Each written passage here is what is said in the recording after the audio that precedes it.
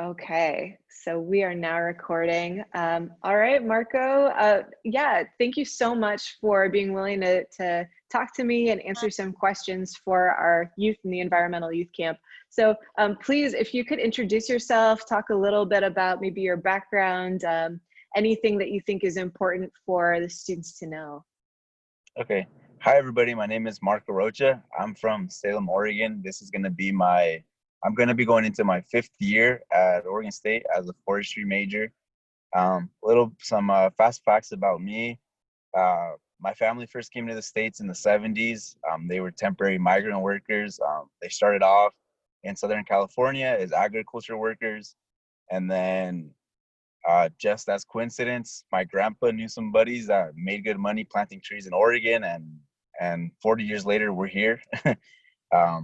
My family's originally from Michoacan, Mexico, and yeah, we've been here living in Oregon pretty much since the early 90s. Yeah, that's me. And Marco, what high school did you go to in Salem?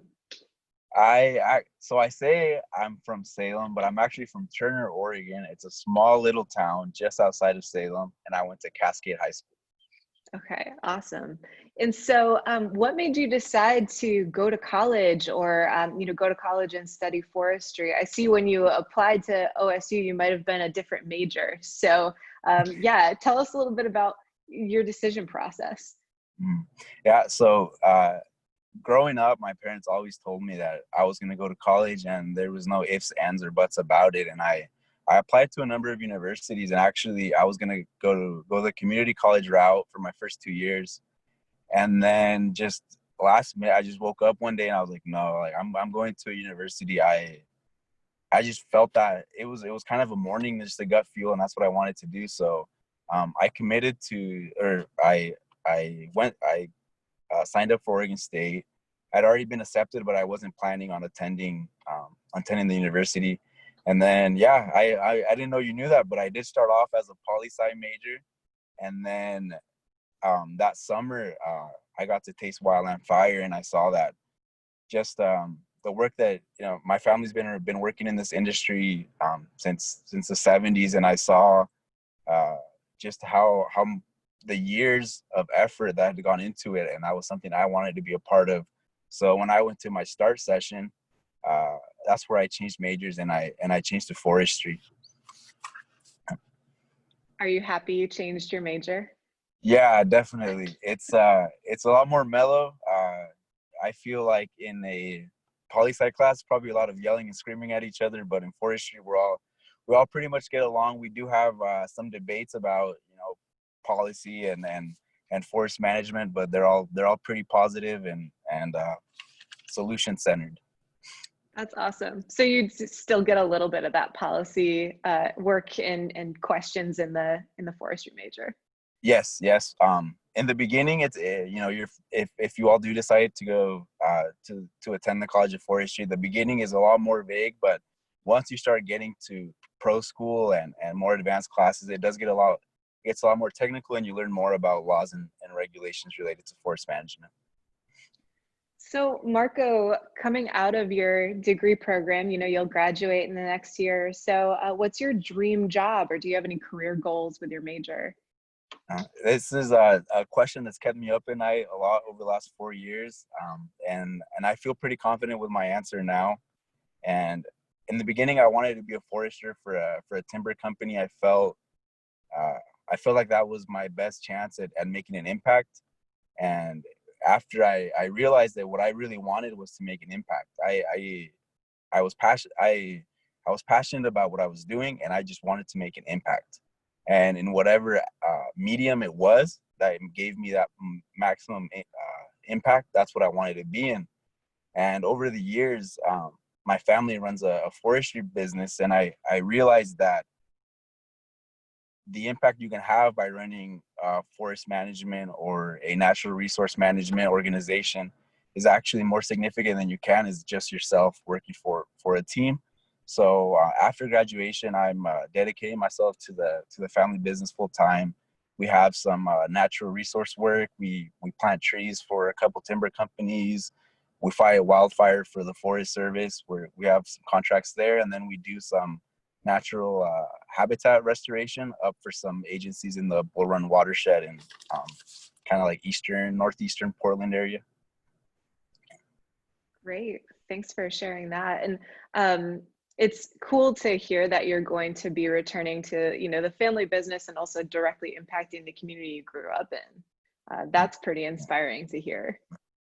Yeah. One thing that you all will learn about this field is that it's such a small community. You might hear, I came from a small high school. So when I saw that OSU has 30,000 or however many students, I felt very intimidated. My graduating class, I think, was between 250, maybe 275. But what you'll notice about the College of Forestry, especially as after the first couple of years, is that, my cohort, I have classes with the same 50 people. And you really do develop personal relationships, and talking with folks that are already working in the industry, you never stop running into those people. You keep on running into them after you're working. So it's definitely a strong community. Great. And speaking of classes, do you have any favorite classes you've taken or favorite projects that you can describe? I've taken, I'm a forest management and a forest restoration and fire major, and I've really enjoyed my fire classes.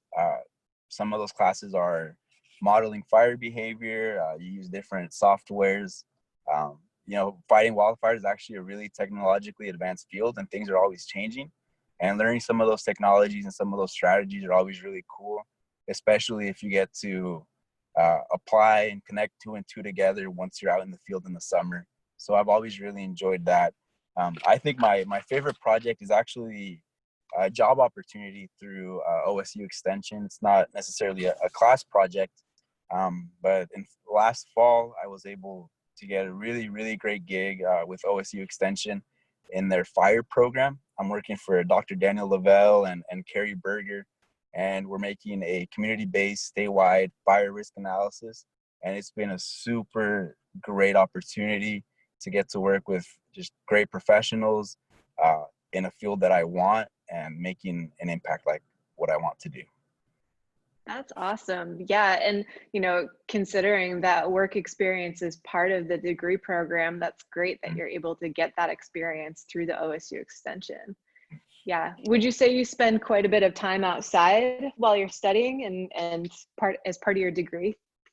Yes. Yeah. So what I've noticed, and I think it's by design, maybe it's not, maybe it's just coincidence, but your fall and spring term, you're typically out in the field a lot, and your winter term, because of the weather, you're typically doing more software classes.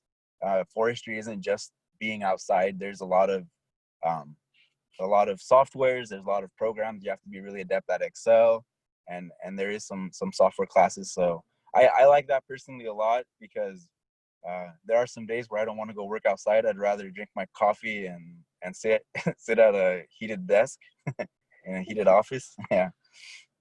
Great. And what keeps you motivated? At this point, knowing I'm so far along, I know I see the light at the end of the tunnel. Starting off, I just thinking about my future and thinking about the potential impact that I can make, and I kind of made a pact to myself, like, if those people did it, I look at the graduating class, why can't I?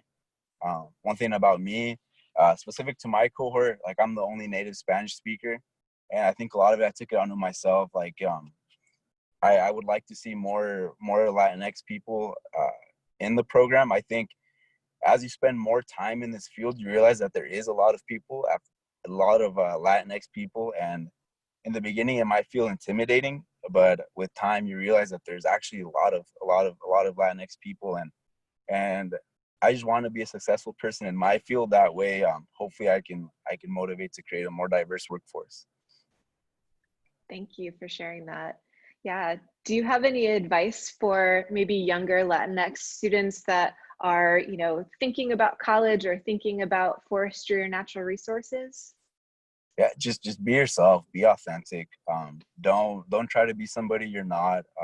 Hold true to your values, and yeah, just don't try to be somebody you're not. You're gonna find, even if you might be the only person with your background or with your color skin, you'll find a right group of supportive friends, and along the way you might motivate some people to join your field. Great. Thank you so much, Marco. All right.